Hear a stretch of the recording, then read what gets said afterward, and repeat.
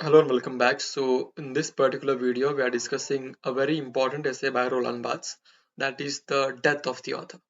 So if you try to locate the development of literary theory, this essay becomes quite important in that as well. So the basic idea behind this particular essay is that the author has a very minimal role in the meaning making process of any given text. So Barth actually begins his essay by saying we should not obsess over the author whenever we try to analyze any text, whenever we try to generate some meaning out of any text. He says that trying to find the one true meaning by researching the author's life and intentions limits the possibility of a text. So he says that if you try to locate the biography of the author and the personal experiences of the author, and if you try to relate those experiences with the meaning of the text, it is a kind of futile exercise. There is no particular outcome of that particular connection. He says that a piece of writing should be seen as its own thing, separate from who wrote it. So no matter who wrote that particular text should be analyzed on the basis of literary quality that it has and the literary value that it has. So the background of the author, the personal information of the author, or the experiences or the intentions of the author have no role or a very minimal kind of role in the meaning making process of any given text, according to Roland Barthes. So he says that each reader brings their own experiences and understanding to a text, creating their own valid interpretations, and there is no single correct answer. So even if we read that, okay, there must be some intention from the author. So author has written this particular text, so there must be some intention behind writing this particular line in any given text. But Barth says that so the intentions of the author doesn't matter because the reader has their own background, their own experiences, and their own perceptions regarding things. So whenever a reader reads any text, they have their own meaning making process, right? They have their different brains and they can think for themselves. So the intentions of the author, they don't really matter because the true meaning of the text is generated after writing the text and not before it. So the meaning is generated by the readers from themselves, and there can be multiple meanings. For example, generally we think that okay, the true meaning of the text is decided by the author, but Barth is questioning that notion. He says that the true meaning of the text is decided by the reader, and the readers are multiple, they are several in number. So the meanings of the text, they are also in multitude. Okay, there is no single meaning of any given text. Depending on the number of readers, as many numbers of meanings can be generated from that particular text. So he is questioning the singularity of meaning of any given text. And he says that readers becomes active participants in creating meaning, not just passive consumers of what the author had intended. So in this particular approach, the readers are engaged in the meaning making process. So the meaning is not decided previously by the author. Instead, the readers are generating meanings for themselves. Okay, so they can analyze the text on the basis of their own perception, on the basis of their own experiences, and the author has very little to no role in the meaning making process. So this was quite a revolutionary for that time as well, and it has influenced many theories that came after the publication of this particular essay. So further in the essay, he says that the meaning of a text is not tied to a person who wrote it. Once a reader encounters the work, their work experiences, their own experiences and understanding become a part of the process of creating meaning. So we cannot attach the meaning of any given text to only one person, that is the author. We cannot attach the meaning of any given work to its author. Okay, instead, what we can do, we can consider the readers as the generators of meaning, and they can generate meaning on the basis of their own experience and understanding. For example, any given poem, a poem can have multiple meanings, right? Okay, so the meaning decided by the author is to be discarded while analyzing the poem, because the true meaning of the poem is decided only by the readers who decide the meaning based on their own perceptions, right? Yes, so he says that traditional literary analysis assumes that the author is behind everything with their characters like puppets. So Barth sees a lens clear-cut boundary between character, author, and the cultural context within which they write. So he says that okay, instead we consider that the meaning of the text is decided by the author, but Barth argues that the true meaning of the text is influenced by the cultural background or the time the author is living or the when this particular work has been written, so that those circumstances have more influence on the work if we compare that to the influence of any given author.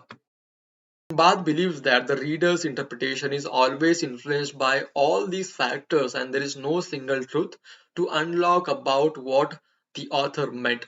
See, for example, if I write a poem and a person from Bombay, he will have different experiences and he will generate different meaning from that particular poem.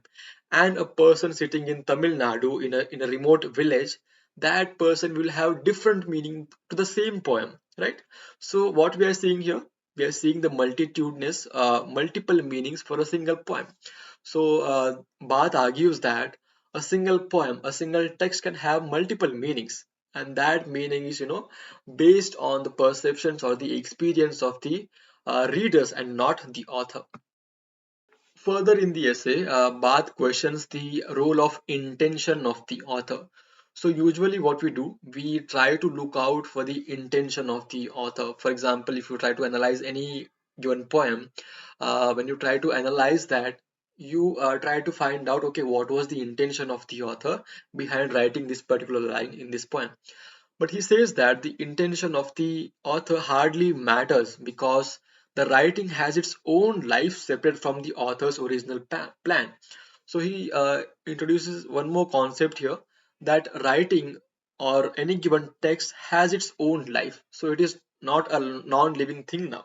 It has its own life and it can generate meaning on its own. And the author has very little or very minimal role in that meaning making process, because he gives some reasons for that as well. He says that once a work is written, the author cannot fully control how the readers will make meaning out of it. Language itself and cultural context shape the meaning. Say, for example, the author might have written a specific line keeping in mind some intention regarding those particular lines. But when the readers actually read those lines, they might have some another meaning, a completely opposite meaning to the intentions of the author. So, which is the correct meaning here? We cannot decide that, right? So, the meaning of the text can't be decided by the author himself. Okay, the meaning truly generates when the readers read that on the basis of their own personal knowledge, then the meaning is created. Further in the essay, he says that he questions the idea of treating the author as the creator or the god of any given text or the creator of any given text. He says that author has the role of only assembling some text, assembling some words and arranging them in a particular order, and they are doing just that. So they are not actually creating meaning, they are just rearranging some words, and the meaning making process is not at the hands of the author. He says it because he believes that the authors might not understand their own motivations fully, or they might be misrepresenting their ideas on purpose. So he says that okay, when a thought comes in our mind, and when we try to translate that thought on a piece of paper, so in the process, the idea gets diluted. Okay, so the idea is not no longer original now, because okay, when we get ideas, those ideas are abstract, so there is no clarity in those ideas, right? But when we try to translate those ideas in a particular language, and when we try to write those ideas in a understandable form, in an understandable language to others, so those ideas, they get diluted, the value of those ideas, it gets diluted. And because of that, he says that So the intentions or the ideas of the authors, they never truly get translated in the text. For example, if I have an idea about something, so in the process of converting that idea into a text, so that idea gets diluted. For example, that idea retains only some 10 or 15% percent of the original idea, right? So that is why we cannot truly trust the intentions of the author, because they are not original according to, they are not pure according to Roland Barthes.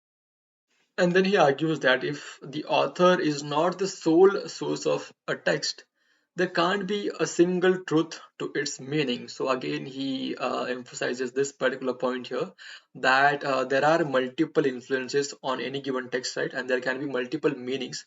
So there cannot be one single truth. So he questions the singularity of truth now. Okay, so we cannot say, okay, this is the true meaning of this poem. We cannot say that, because the truth may vary according to situation. The truth may vary according to the reader who is reading that poem, or the reader who is reading that particular text. So the truth may vary according to the uh, variety of readers that who is reading that particular text. So there is no single truth according to Roland Barthes here. So Barth says that what truly matters is the interaction between the text and the reader, and each individual brings their unique lens to the text. So what is the most important thing here in the meaning making process? The interaction between the reader and the text. So what matters here? How the reader feels when he reads a particular line.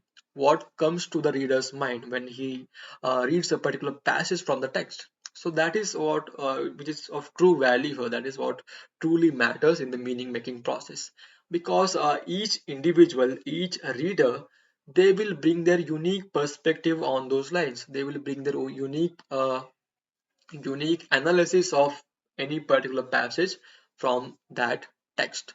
So that is what is really important here, and not the intentions of the author. So towards the end, Bal says that okay, this is not just about diminishing the author or killing the author. It is about celebrating the reader. So when he talks about the death of the author, he's not directly killing the author. He's giving more or equal importance to the reader as well, because earlier the author was considered as the sole meaning creator of any given text. So he's questioning that. So that is why he calls that there is a need for the death of the author, because only after the author is dead, the reader will take birth. He will take rise, and he will take over the meaning making process. So he says that only when the author is considered as dead, the reader will take over, and he will take over the process of meaning making of any given text.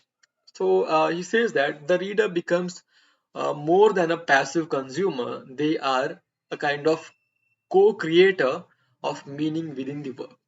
So earlier it was considered that readers as only the consumers of meaning, they are only receiving the meaning given by the author. But in this particular essay, Barth argues that readers are co-creator of meaning. Along with the author, they are also creating meaning, and he goes on to say that readers are actually creating more meaning than the author, because the author is just assembling some words.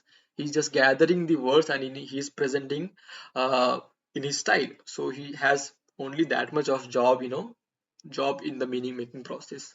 So according to this essay, he says that so the readers occupy the central position in the meaning making process, where the intentions or the perception of the author, they don't really matter. What matters is how the readers receive a particular text, and how they generate meaning out of their own understanding, out of their own perception regarding those particular things.